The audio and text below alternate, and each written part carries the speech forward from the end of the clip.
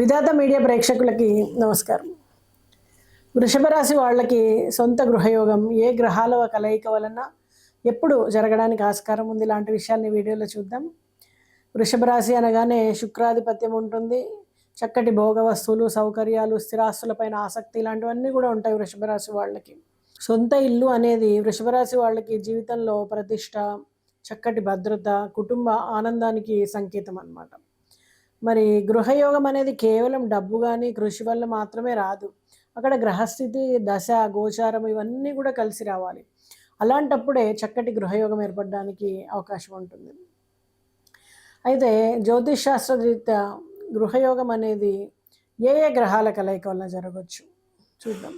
4వ ఇంటి అధిపతి వృషభ రాశికి 4వ ఇల్లు సింహరాశి అవుతుంది. ఇది సూర్యుడు ఆధిపత్యంలో ఉంటుంది.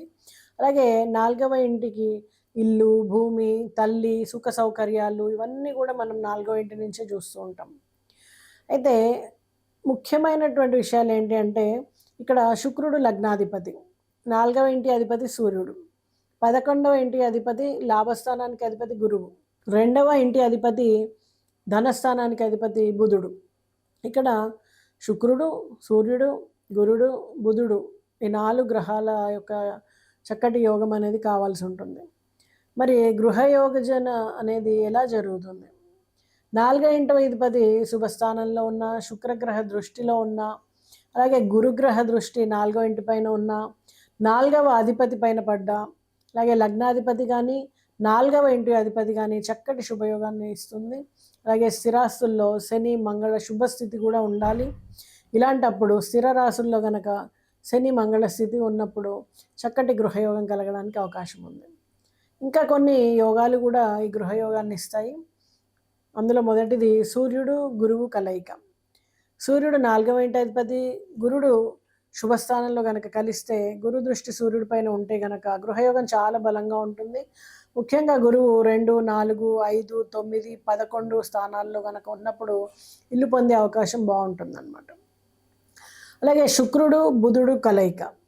లగ్నాధిపతి శుక్రుడు, ధనాధిపతి బుధుడు శుభస్థానాల్లో ఉంటే కనుక ఆర్థిక బలం పెరిగి గృహయోగం కొనుగోలు చేయడానికి అవకాశం ఉంటుంది. ఉదాహరణకి శుక్రుడు తులలో ఉండి బుధుడు కన్యలో ఉన్నాడు అనుకోండి, ఇప్పుడు చక్కటి గృహయోగం ఉంటుందని చెప్పచ్చు. అలాగే శని దృష్టి, అలాగే స్థిరత్వం. అలాగే శని స్థిర రాసుల్లో వృషభ, సింహ, వృశ్చిక, కుంభ ఇలాంటి రాసుల్లో ఉండి 4వ ఇంటి పైన కనుక దృష్టి సారిస్తే స్థిరమైనటువంటి ఇల్లు లభిస్తుంది. అంటే శని వల్ల ఆలస్యం కావచ్చు కానీ ఇల్లు శాశ్వతం అవుతుంది. అలాగే మంగళుడి ప్రభావం 4వ ఇంటి పైన లేదా 4వ అధిపతితో కలిసి ఉంటే గనక కుజుడు భూమి కొనుగోలు చేయడం, నిర్మాణ యోగం అనేవి కలిగిస్తాడు. ఉదాహరణకి మంగళుడు సూర్యుడు కలయిక భవన నిర్మాణాన్ని సూచిస్తుంది అన్నమాట. అలాగే అనేక రకాల రాజయోగాలు కూడా ఉంటాయి గృహయోగం కోసము. లగ్నాధిపతి 4వ అధిపతి కలవడం, 4వ అధిపతి 11వ అధిపతితో కలవడం, 4వ అధిపతి 9వ అధిపతితో భాగ్యేశుడితో కలవడం, ఇలాంటి యోగాలన్నీ కూడా గృహయోగాన్ని ఇస్తాయి. అయితే ఎప్పుడు లభిస్తుంది గృహయోగం?